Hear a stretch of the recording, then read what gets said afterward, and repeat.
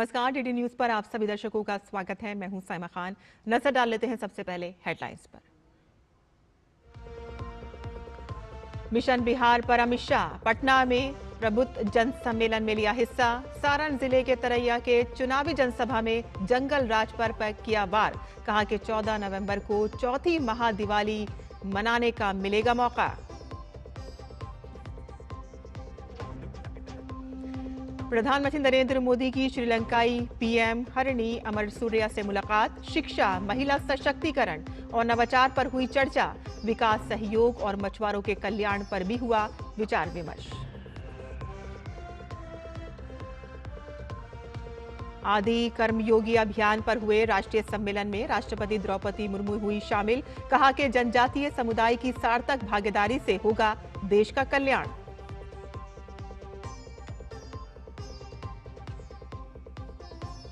पाकिस्तान में फिर बवाल। उत्तरी वजीरिस्तान में खड्डी सैन्य शिविर पर तहरीक-ए-तालिबान पाकिस्तान ने किया हमला। कम से कम 7 पाकिस्तानी सैनिकों की मौत, 13 घायल। और बांग्लादेश में एक बार फिर से भड़की हिंसा। संसद के पास जुलाई फाइटर्स और सुरक्षा बलों में झड़प। प्रदर्शनकारियों ने वाहन तोड़े और अस्थायी भवन में लगाई आग।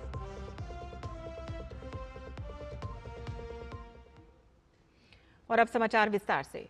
बिहार में चुनावी दौरे पर पहुंचे केंद्रीय गृह मंत्री अमित शाह ने छपरा के तरैया में एक चुनावी जनसभा को संबोधित किया। उन्होंने बिहार में एनडीए की बहुमत की सरकार बनाने का दावा करते हुए कहा कि पीएम मोदी के नेतृत्व में एनडीए ने बिहार को जंगल राज से बाहर निकाला है। शुरुआत सारण से होती है, उसमें विजय ही विजय आगे मिलता है। और अगर लालू के जंगल राज के खिलाफ लड़ने का संकल्प लेना हो, पूरे बिहार के युवाओं को 20 साल पहले ये लालू राबड़ी ने किस प्रकार से बांध में लेकर रखा था बिहार को, वो याद कराना हो तो छपरा सारण की भूमि से उचित जगह पूरे बिहार में और कोई नहीं है। अमित शाह ने कहा कि इस साल एनडीए महादिवाली मनाएगा और इस बार महागठबंधन का सूपड़ा साफ हो जाएगा। इस बार बिहार वालों को 4 दीपावली मनाने का मौका मिल रहा है। अरे भैया, आप ताली बजा रहे हो, पूछो तो कहीं कौन सी 4 दीपावली? मैं बता दूं क्या?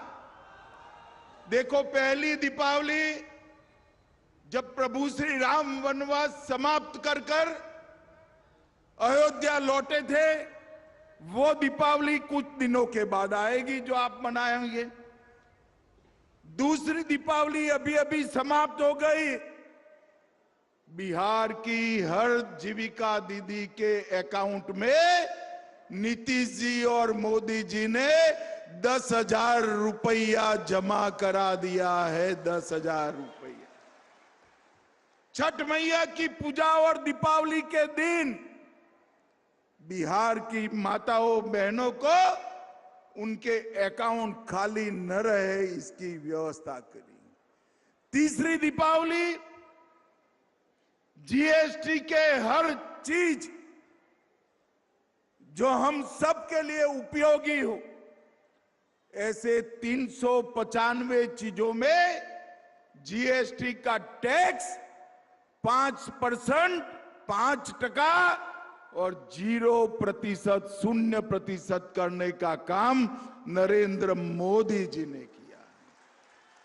ये हो गई 3 दिवाली। और चौथी दीपावली सबसे बड़े रिकॉर्ड के साथ, जब 14 नवंबर को यहां पर मतगणना हो जाएगी, ये लालू राहुल एंड कंपनी का सुपड़ा साफ हो जाएगा, तब चौथी दीपावली मना। और इससे पहले केंद्रीय गृह मंत्री अमित शाह ने पटना में मुख्यमंत्री नीतीश कुमार से उनके आवास पर मुलाकात की। अमित शाह के साथ उप मुख्यमंत्री सम्राट चौधरी और प्रदेश अध्यक्ष दिलीप जायसवाल समेत भाजपा के कई बड़े नेता मौजूद थे। बिहार विधानसभा चुनाव के लिए एनडीए ने पूरी तरह से कमर कस ली है और प्रचार अभियान भी जोरों शोर से चल रहा है। और इस बीच महाराष्ट्र के मुख्यमंत्री देवेंद्र फडणवीस ने बिहार में चुनाव प्रचार करते हुए विपक्षी महागठबंधन पर करारा वार किया है। देवेंद्र फडणवीस ने कहा कि बिहार को पीएम मोदी से और पीएम मोदी को बिहार से बहुत प्यार है। पूरे बिहार में पीएम मोदी और सीएम नीतीश का जादू चल रहा है। बिहार एनडीए के साथ है। बिहार पर मोदी जी का और मोदी जी पर बिहार का बहुत प्यार है। मोदी जी और नीतीश जी, इनका जादू बिहार पर चल रहा है।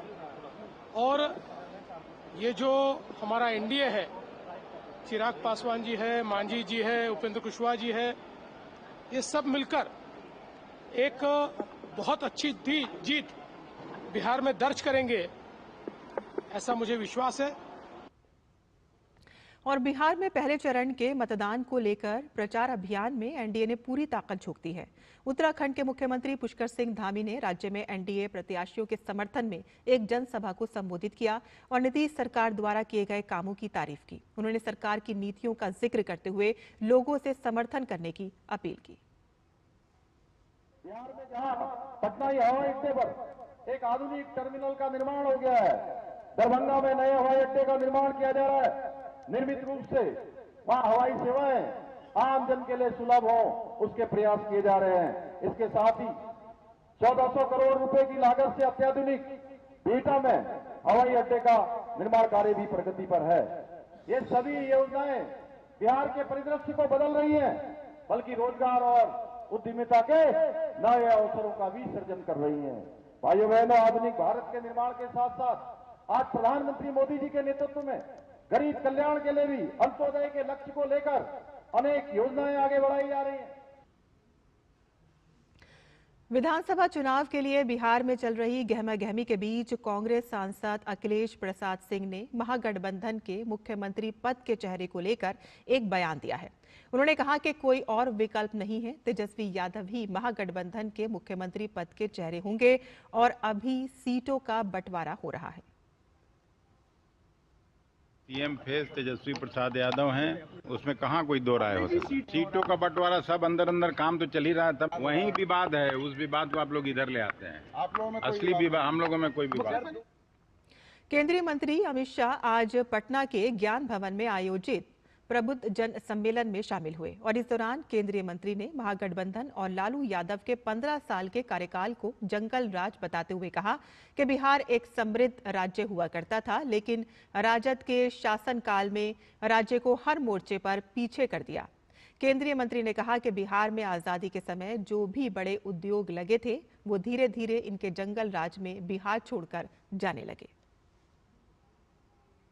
15 साल के जंगल राज में ही बिहार ने गौरव, संपत्ति और विद्या तीनों को गंवाया। बिहार हर प्रकार की एडमिनिस्ट्रेटिव तरीके से, देश में योगदान की दृष्टि से और मौकों की दृष्टि से, सभी दृष्टि से पिछड़ गया। बिहार में जो बड़ी बड़ी इंडस्ट्रियां आजादी के वक्त लगी थी, बड़े बड़े कल कारखाने चलते थे, वो धीरे धीरे धीरे बिहार छोड़कर जाने लगे और बिहार के अंदर नितांत अव्यवस्था का शासन 15 साल तक दिखा। वो 15 साल का शासन बिहार को करीब आधी सदी तक पीछे धकेलने का काम किया। बिहार चुनाव को लेकर केंद्रीय मंत्री ने महागठबंधन, लालू यादव और राहुल गांधी पर सवाल खड़े किए। केंद्रीय मंत्री ने कहा कि एक समय में बिहार में 6 चरण में चुनाव होता था और अब बिहार में 2 चरण में ही चुनाव हो रहा है और इससे पता चलता है कि पहले बिहार में कितनी अराजकता थी और अब बिहार सुरक्षित है। मैं पूछना चाहता हूं लालू एंड राहुल कंपनी को कि एक जमाने में बिहार में 6 चरण में चुनाव होता था, अब बिहार में 2 चरण में चुनाव हो रहा है, तो पहले 6 चरण में भैया क्यों करना पड़ता था? 6 चरण में इसलिए करना पड़ता था कि इतनी सारी सुरक्षा की व्यवस्था ही नहीं हो पाती थी और अब 2 चरण में इसलिए करना पड़ता है कि बिहार सुरक्षित हो चुका है। और यहाँ हम रुकते हैं एक छोटे से ब्रेक के लिए। हम जल्द हाजिर होंगे। आप देखते रहिए डीडी न्यूज।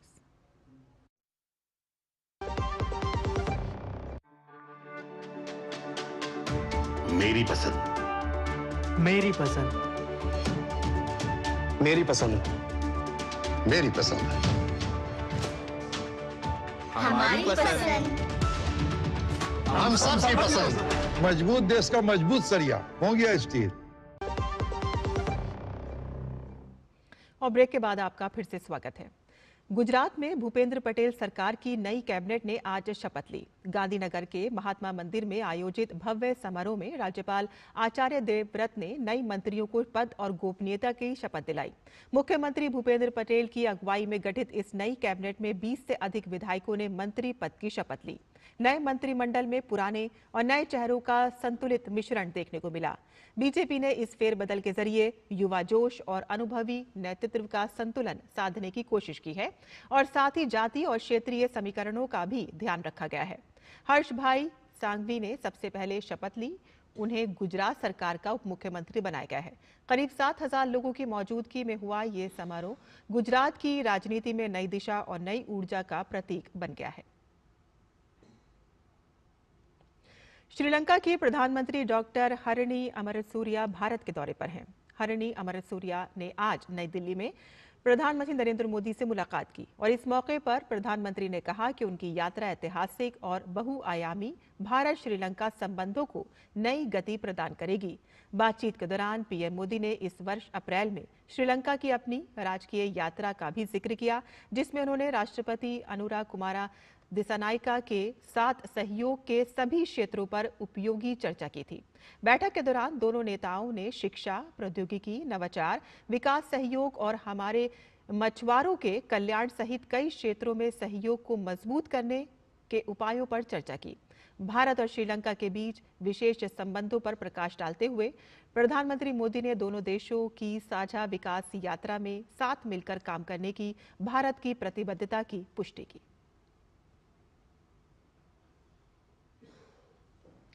केंद्रीय मंत्री डॉक्टर जितेंद्र सिंह ने शुक्रवार को Indian international science festival IISF 2025 के कार्यक्रम को संबोधित करते हुए कहा कि ये उत्सव देश में विज्ञान और नवाचार की भावना को नई दिशा देगा।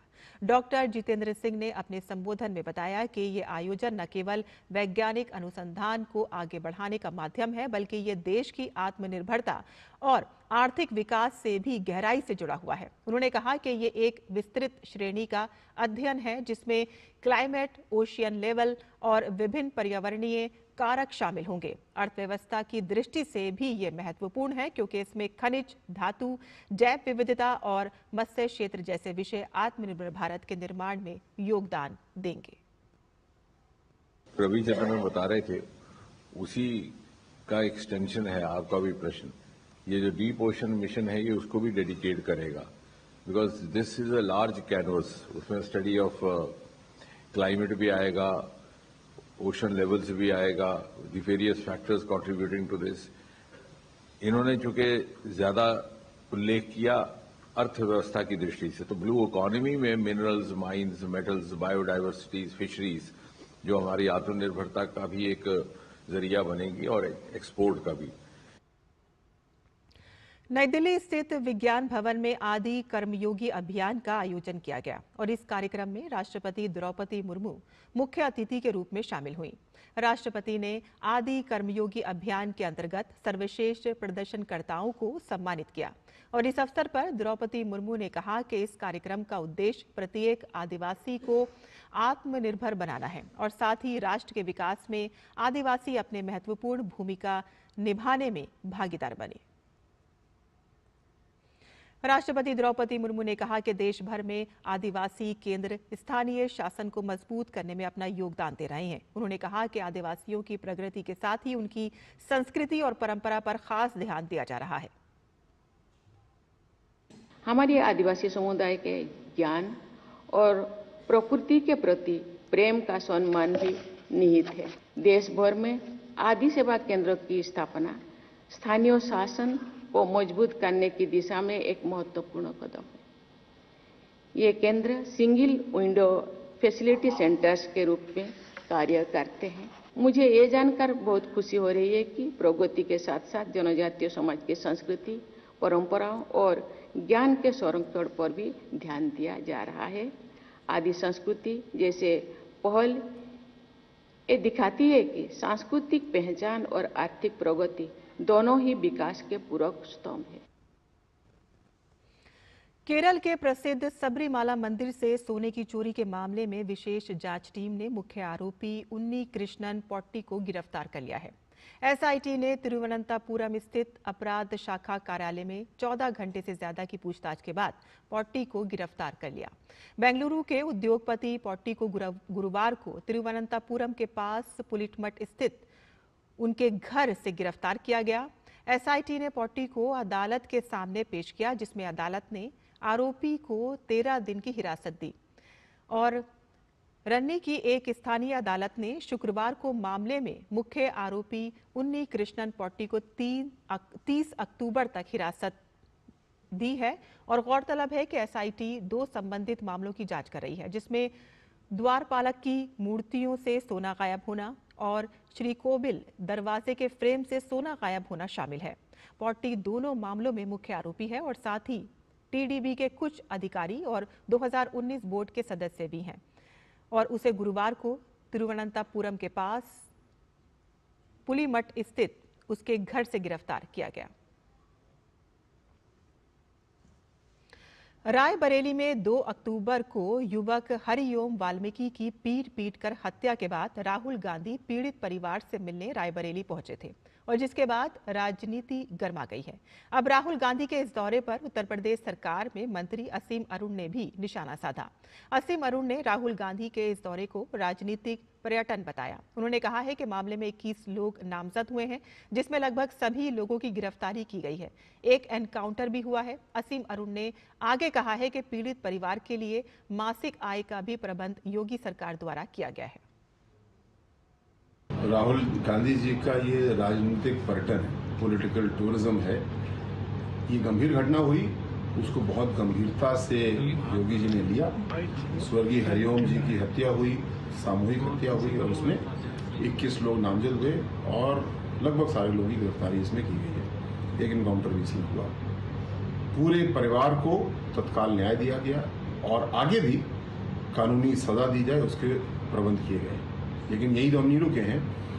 ये परिवार 2 हिस्सों में है। माता पिता अलग रहते हैं, यानी पिताजी अलग रहते हैं और पत्नी अलग रहती हैं। दोनों परिवारों को आर्थिक सहायता योगी जी ने दी है और साथ साथ दोनों परिवारों के मासिक आय का प्रबंध भी किया है। प्रधानमंत्री कार्यालय ने सोशल मीडिया प्लेटफॉर्म एक्स पर एक अंग्रेजी समाचार पत्र की खबर को साझा किया है, जिसमें देश की अर्थव्यवस्था को लेकर बात की गई है। मुंबई में समाचार पत्र के संवाददाता के साथ खास बातचीत में S&P ग्लोबल रेटिंग के अध्यक्ष यान ले पालेक ने कहा है कि वैश्विक व्यापार झटकों और टैरिफ अवरोधों के बावजूद भारत की अर्थव्यवस्था मजबूत बनी रहेगी। उन्होंने बताया है कि भारत की जीडीपी इस वर्ष लगभग 6.5% की दर से बढ़ने की उम्मीद है, जो अगले 2 वर्षों में बढ़कर करीब 7% तक पहुंच सकती है। ले पालेक का ये बयान उस समय आया है कि जब S&P ने 18 साल बाद भारत की सॉवरेन रेटिंग को अपग्रेड करते हुए BBB कर दिया है। उन्होंने कहा है कि निवेशकों के लिए भारत अब भी एक पसंदीदा गंतव्य बना हुआ है। एजेंसी ने बताया है कि मजबूत घरेलू मांग, सुधारों की गति और स्थिर नीतिगत माहौल देश में आर्थिक लचीलापन बनाए रखेंगे। केंद्रीय वाणिज्य मंत्री पीयूष गोयल की आज बायर फार्मास्यूटिकल के अध्यक्ष स्टीफन ऑलेरिच के साथ मुलाकात हुई। केंद्रीय मंत्री सोशल मीडिया प्लेटफॉर्म एक्स पर पोस्ट पर लिखा कि मुलाकात के दौरान फार्मास्यूटिकल में उभरते वैश्विक व्यापार और नियामक ढांचों पर चर्चा हुई और साथ ही लचीली स्वास्थ्य सेवा आपूर्ति श्रृंखलाओं में भारत की भूमिका को मजबूत करने के लिए सहयोग के अवसरों की खोज पर भी बातचीत हुई। भारत के विदेश राज्य मंत्री कीर्तिवर्धन सिंह युगांडा के दौरे पर हैं। युगांडा में कीर्तिवर्धन सिंह ने भारतीय प्रवासियों से मुलाकात की। सोशल मीडिया पोस्ट में कीर्तिवर्धन सिंह ने लिखा कि युगांडा में भारतीय प्रवासियों से बात करके मुझे बहुत खुशी हुई। उनका उद्यम, प्रतिबद्धता और भारत के प्रति स्नेह दोनों देशों के बीच मित्रता का जीवंत सेतु बना हुआ है। कीर्तिवर्धन सिंह ने भारतीय समुदाय से मुलाकात की और तस्वीरें भी साझा की। पाकिस्तान के उत्तरी वजीरिस्तान में मीर अली इलाके में आज तहरीके तालिबान पाकिस्तान (TTP) से जुड़े हमलावरों ने खड्डी सैन्य शिविर यानी कि खड्डी किला पर बड़ा हमला किया है और हमले में विस्फोटकों से भरे वाहन को शिविर के दीवार से टकरा दिया गया और इसके बाद हथियारबंद हमलावरों ने शिविर में घुसने की कोशिश की और इस हमले में 7 पाकिस्तानी सैनिकों के मारे जाने और 13 के घायल होने का अनुमान है। वहीं दूसरी तरफ पाकिस्तानी सैनिकों के साथ झड़प में कम से कम 6 हमलावरों के भी मारे जाने की खबरें हैं। और बता दें कि यह हमला उस समय हुआ है कि जब घंटों बाद ही पाकिस्तान और अफगानिस्तान तालिबान के बीच 48 घंटे का युद्ध विराम खत्म होने वाला है। और यहां हम रुकते हैं एक छोटे से ब्रेक के लिए। हम जल्द हाजिर होंगे। आप देखते रहिए टीडी न्यूज। जब धरती चीर कर निकलता है लोहे का पत्थर और मिलता है मोंगिया के जोश से, फिर तपता है, पिघलता है और बनता है फौलाद। अब होता है सरिया सारी खूबियों के साथ। मोंगिया स्टील, मजबूत देश का मजबूत सरिया। और ब्रेक के बाद आपका फिर से स्वागत है। बांग्लादेश की संसद के आसपास का इलाका हिंसक झड़प में बदल गया जब जुलाई फाइटर्स ने जुलाई राष्ट्रीय चार्टर पर हस्ताक्षर से पहले रैली निकालने की कोशिश करते हुए पुलिस और सुरक्षा बलों से भिड़ गए। प्रदर्शनकारियों में 2024 की जुलाई क्रांति में घायल लोगों और शहीदों के परिवार शामिल थे। प्रदर्शनकारी संसद परिसर के पास मणिक मियां एवेन्यू पर धरना देने पहुंचे और उनकी मांग थी कि वह तब तक नहीं जाएंगे कि जब तक उन्हें जुलाई घायल नायक के रूप में आधिकारिक मान्यता और सामाजिक सुरक्षा की गारंटी नहीं मिलती। और इस बीच सुरक्षा बलों ने संसद में प्रवेश के रोकने के लिए बैटन चार्ज किया और 3 राउंड साउंड ग्रेनेड दागे और इसका जवाब प्रदर्शनकारियों ने पुलिस वाहन तोड़फोड़ और अस्थायी स्वागत क्षेत्र में आग लगाकर दिया। सैन्य RAB, BGB और स्वात और पुलिस को तुरंत तैनात किया गया। प्रदर्शनकारियों का एक हिस्सा रापा प्लाजा घानमोंडी 27 के पास सड़क जाम करने के लिए फिर से इकट्ठा हुआ और जिससे इलाके में भीषण ट्रैफिक जमा हो गया।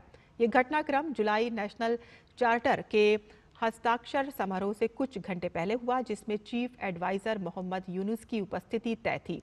गौरतलब है कि जुलाई फाइटर्स 2024 की जुलाई क्रांति में अग्रणी भूमिका निभाने वाले छात्रों और नागरिकों को कहा जाता है। हालांकि अंतरिम सरकार ने घायल और शहीदों के परिवारों के लिए मुफ्त चिकित्सा और भत्तों की गारंटी दी थी, लेकिन अभी तक ये विवादों में फंसी हुई है। जनपद मुरादाबाद में इस बार का दीप उत्सव ऐतिहासिक और भव्य रूप लेने जा रहा है। नगर निगम मुरादाबाद के द्वारा न सिर्फ 11 लाख मिट्टी के दीप जलाकर नया कीर्तिमान स्थापित किया जाएगा, बल्कि 1500 ड्रोन के जरिए आसमान में भगवान श्री राम के जीवन प्रसंगों को सजीव रूप में प्रदर्शित किया जाएगा। और इन ड्रोन शो में राम रावण युद्ध, राम का वनवास, शबरी भेंट, नारी सम्मान, स्वच्छता अभियान जैसे दृश्य विशेष आकर्षण का केंद्र होंगे। नगर आयुक्त दिव्यांशु पटेल और महापौर विनोद अग्रवाल का कहना है कि 11 लाख दीपों की जगमगाहट और ड्रोन के माध्यम से प्रदर्शित रामायण की झलक न केवल मुरादाबाद को रोशन करेगी बल्कि इससे वैश्विक पहचान भी दिलाएगी। 17 तारीख को स्पंदन सरोवर, वॉर मेमोरियल और बुंदी विहार में 3 जगह बहुत बड़ा विहंगम 500 ड्रोनों से 1500 ड्रोन से एक ड्रोन शो आयोजित किया जा रहा है। पूरे महानगर वासियों का मेरा आह्वान है कि आप आएं और इस अद्भुत अभूतपूर्व दृश्य के सहभागी बने। और इसी के साथ ही हमारा समाचार यहीं खत्म होता है। हमें अनुमति दें। नमस्कार।